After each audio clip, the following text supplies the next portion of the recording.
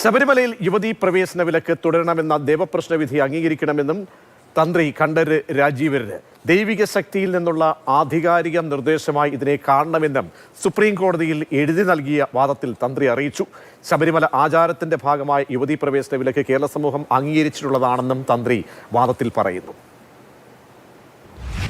ശബരിമല യുവതീ പ്രവേശനത്തിൽ വാദങ്ങൾ എഴുതി സമർപ്പിക്കാനുള്ള സമയം നാളെ അവസാനിക്കാനിരിക്കെയാണ് തന്ത്രി തന്റെ വാദങ്ങൾ എഴുതി സമർപ്പിച്ചത്. ശബരിമലയിലെ സ്ത്രീ പ്രവേശന വിധി പുനഃപരിശോധിക്കണമെന്നാവശ്യപ്പെട്ട അദ്ദേഹം ശബരിമലയിൽ യുവതീ പ്രവേശന വിലക്ക് സമൂഹം അംഗീകരിച്ചതാണ് എന്നും വാദത്തിൽ ഉന്നയിച്ചു. ഇക്കാര്യം ഇത്തരത്തിലുള്ള വിലക്കുമായി സ്ത്രീ സമൂഹം സഹകരിക്കുന്നുണ്ട് എന്നും അദ്ദേഹം ചൂണ്ടിക്കാട്ടി. ദേവപ്രശ്നത്തിലും യുവതീ പ്രവേശനത്തിന് എതിരായിരുന്നു എന്ന് അദ്ദേഹം ഈ വാദങ്ങളിലൂടെ എഴുതി കോടതിയെ അറിയിച്ചു.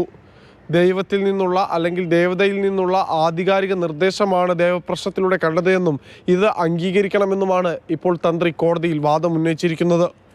ഈ വിഷയത്തിൽ ദേവസ്വം ബോർഡിൻ്റെ വാദങ്ങൾ നാളെ എഴുതി കോടതിയിൽ സമർപ്പിച്ചേക്കും.